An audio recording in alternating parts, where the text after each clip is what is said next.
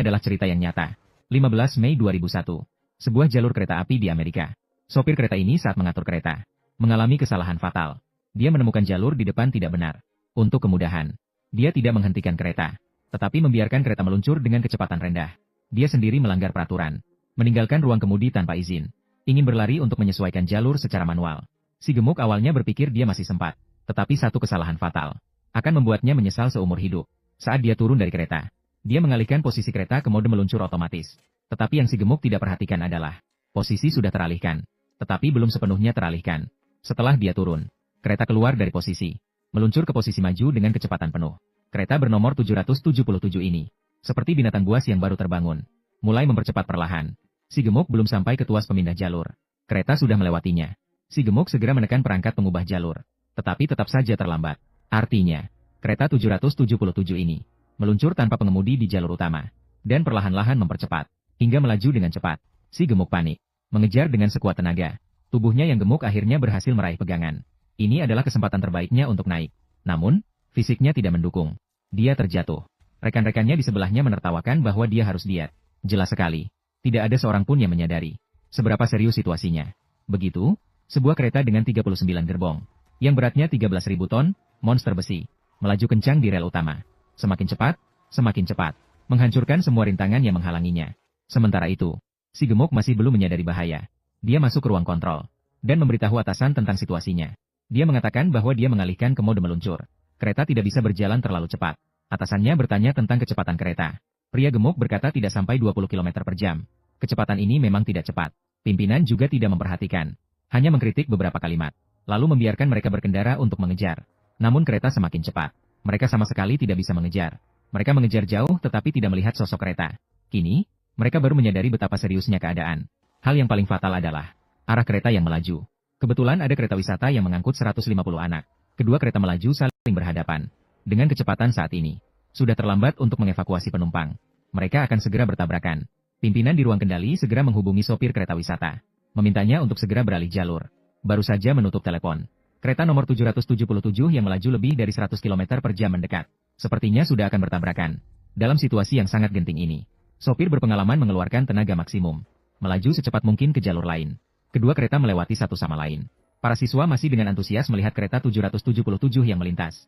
Mereka masih belum tahu, yang baru saja melewati mereka, itu hampir membawa mereka untuk bertemu dengan Dewa Maut. Berita ini dengan cepat menyebar ke seluruh negara bagian Ohio, Amerika Serikat. Stasiun televisi mulai melaporkan. Pihak manajemen perusahaan kereta juga mengetahui situasinya. Ruang pengatur mengusulkan kepada manajemen segera mencari cara untuk membuat kereta keluar dari rel. Namun ditolak oleh manajemen. Karena ini adalah kereta yang mengangkut bahan berbahaya. Ada 200 ton solar di dalam gerbong itu. Mengangkut 20 ton bahan yang mudah terbakar dan meledak. Mengangkut bahan yang sangat beracun. Sekali kereta keluar dari rel dengan kecepatan tinggi, kemungkinan akan terjadi ledakan. Begitu bahan beracun di dalam gerbong bocor, akan berdampak pada penduduk desa setempat, dan menyebabkan dampak besar pada lingkungan ekologi. Perusahaan harus membayar biaya pencemaran lingkungan setidaknya 100 juta. Harga saham juga pasti akan anjlok. Sebagai seorang kapitalis, bagaimana bisa tenang jika tidak segera diselamatkan? Mereka mengadakan rapat darurat. Dengan cepat mereka merancang sebuah rencana, yaitu menggunakan sebuah lokomotif, sedang melaju dengan kecepatan rendah di depan, land in progress. Biarkan kereta yang melaju menabrak. Memanfaatkan tabrakan untuk memperlambat kereta. Meskipun itu seperti menghadang kereta dengan tangan kosong. Namun yang melaksanakan tugas adalah PT Two Stop. Adalah sopir berpengalaman, Pak Tuawang. Dia mempertaruhkan nyawanya untuk mencoba. Setelah beberapa tabrakan besar, kereta memang mulai melambat. Dari 100 km per jam, turun hingga 60 km per jam. Selanjutnya adalah langkah kedua dari rencana. Seorang sopir diterjunkan, siap memasuki kabin, mengambil alih kereta. Namun orang itu belum stabil berdiri. Kedua kereta kembali terlibat tabrakan hebat. Guncangan yang sangat besar, langsung melemparkan sopir. Pingsan seketika. Memang rencana pengambil alihan gagal. Pak Tuawang tetap tidak menyerah. Di depan ada jalur tambahan. Ia memanfaatkan pengalaman bertahun-tahun. Ingin menarik kereta ke jalur tambahan, untuk keluar dari jalur utama. Tetapi meskipun kecepatan kereta sedikit menurun, itu masih bukan kepala kereta yang kecil ini. Bisa ditarik. Operasi ini tidak hanya tidak membuat kereta keluar dari jalur utama, tetapi malah membuat lokomotif yang dikendalikan Pak Tuawang terbalik.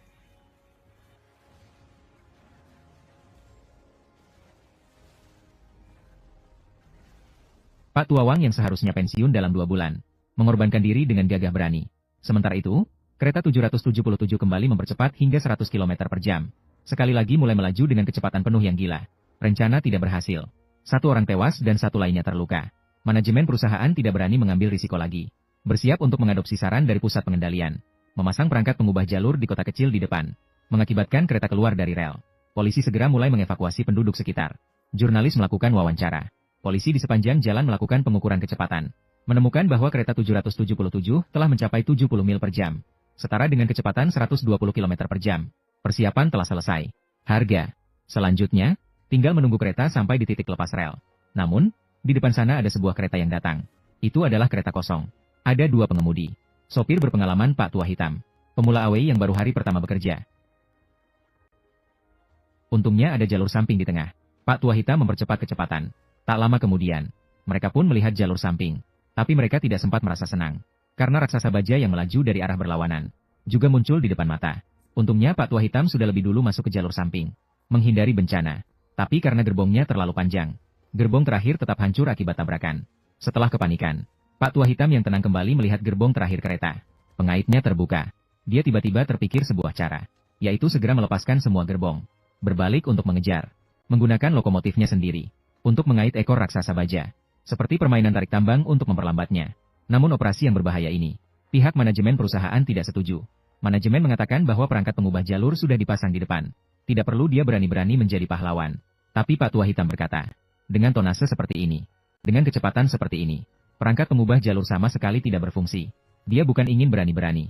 Tetapi jika kereta itu berada di kota dengan populasi jutaan berikutnya, terjadi ledakan akibat keluar dari rel. Ini akan menyebabkan bencana yang tak terukur. Baru saja mengatakan ini, raksasa baja sudah tiba di lokasi pemasangan perangkat pengubah jalur. Ternyata Pak Tua Hitam benar. Perangkat pengubah jalur sama sekali tidak dapat menghadapinya. Sekarang kita hanya bisa menaruh harapan pada Lau Hei dan AWV In Pursu. Karena hanya ada satu lokomotif yang berjalan. Pak Tua Hitam segera mengejar. Mereka mulai melakukan penggabungan. Pak Tua Hitam mengoperasikan. AWI mengarahkan. Penggabungan pertama tidak hanya gagal, juga merusak lokomotif terakhir di gudang. Banyak beras tumpah keluar. Membuat mereka sangat tidak nyaman. Tetapi mereka tidak menyerah. Mencoba penggabungan kedua. Sangat beruntung. Penggabungan berhasil. Tapi AWI menemukan bahwa konektornya tidak mengunci. Ini berarti, begitu ditarik, itu akan terputus. AWI menghadapi risiko. Menahan beras yang berterbangan. Melompat turun dan menendang pengunci masuk. Meskipun berhasil mengunci. Tapi kaki AWI terjepit. Rasa sakit membuatnya kehilangan keseimbangan dan terjatuh dari gerbong. Dia menghilang dari layar. Istrinya di depan layar merasa terkejut. Untungnya AWI berhasil memegang pegangan. Dia muncul lagi di layar dengan pincang. Istrinya sangat terharu. Dan saat itu kereta masih melaju dengan kecepatan 120 km per jam. Menuju kota berikutnya, Stanton Curve. Di pintu gerbang kota terdapat satu tikungan besar Ton Curve. Tidak boleh melewati belokan dengan kecepatan lebih dari 40 km.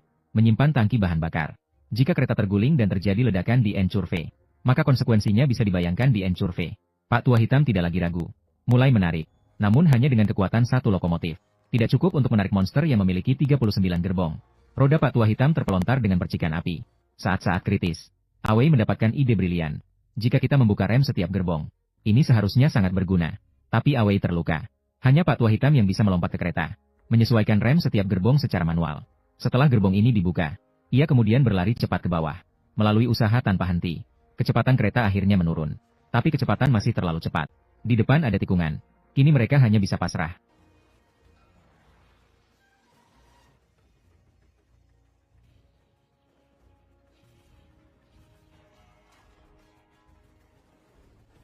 Untungnya meskipun kereta miring, tapi tidak terbalik.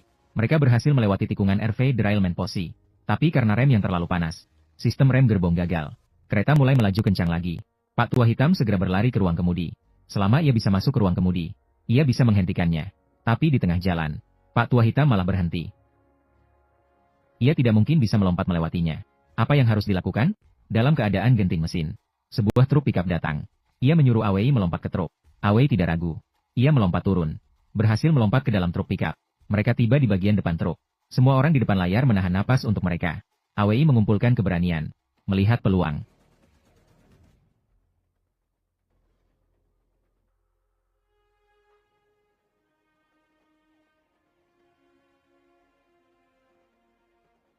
Haha, ya. SS2222 ya. Ya ampun. Baik. Sangat bagus, oh Tuhan.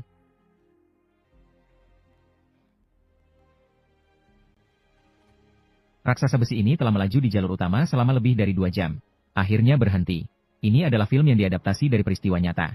Dan perusahaan kereta saat itu mengumumkan bahwa pengemudi menderita serangan jantung, sehingga menyebabkan kecelakaan. Tapi tidak ada yang percaya penjelasan seperti itu. Karena setelah kereta berhenti, di ruang kemudi, sama sekali tidak ada pengemudi. Jadi, sutradara yang mengadaptasi film ini tidak memilih untuk mempercayai pernyataan perusahaan kereta. Film ini cukup menarik. Suasana tegangnya dibangun dengan sangat baik. Film aslinya